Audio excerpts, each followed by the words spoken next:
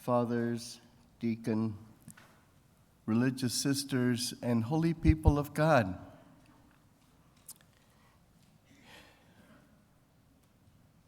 The first reading, we hear of the need for charity. And this is the basis of Christ's message to each of us, to love God and love one another. And it's not just a mushy love, it's a love put into action, a love put into concrete situations, a love that carries with it charitable deeds, feeding the hungry, giving clothes to the naked, visiting the prisoners and the sick. And in fact, isn't this what Jesus Christ told us at the very last part of the Gospel of Matthew? That on the judgment day, those things are what we will be judged on, charity. And so the more that we can put our faith into action, the better we will be living out the message of Jesus, and the more that we will be fulfilling the command of the Lord to be the salt for the earth and the light for the world. This world of ours now needs charity more than ever. Too much war, too much hatred, too much division, too much lack of respect of one another. More than ever, we need the light of Christ, the message of Jesus, and the charity that the gospel calls us to be put into practice. And in fact, I think the second reading from St. Paul gives us a key that we can try to grow in our charity. The key is that St. Paul says, I preach nothing except Christ and Him crucified. Imagine that. Christ and Him crucified. And in fact, St. Thomas Aquinas, a great theologian in the Middle Ages, speaks to us that all of the Christian virtues can be found at the cross of Jesus Christ. All of the Christian virtues, all that we hope to live out in our daily life, can be summed up in this beautiful act of love. To think about the virtue of patience. Do you need patience? Look upon Christ and Him crucified.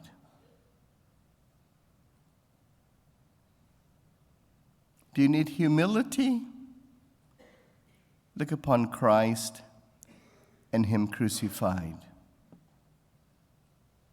Do you need obedience to God and His holy will? Look upon Christ and Him crucified.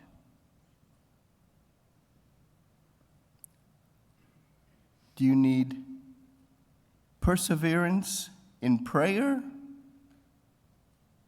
Look upon Christ and Him crucified. And do you need a greater love, a greater charity?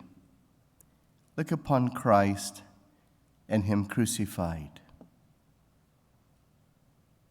So many virtues that we need in our daily life can be found as we meditate upon Christ and Him crucified.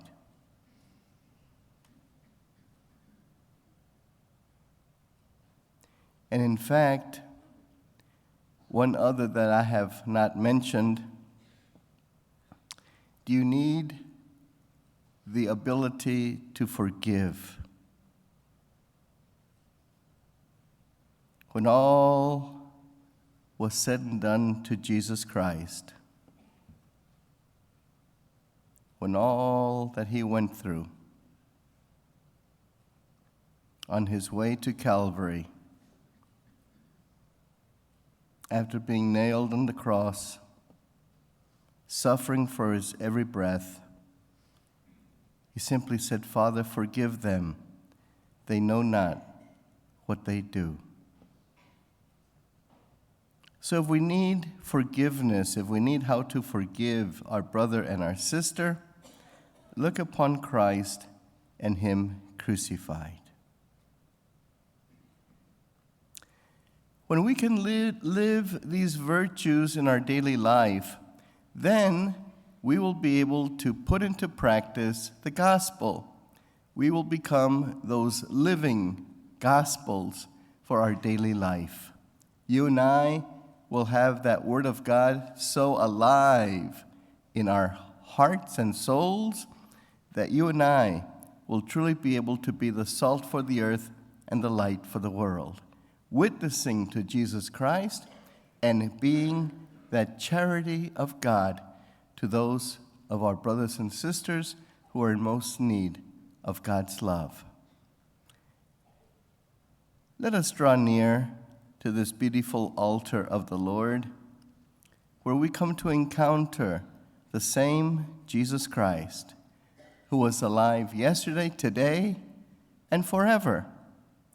And let us ask him, as we receive him in Holy Communion, to continue to fulfill us, to live the virtuous life, and to be able to be his witnesses to our world today.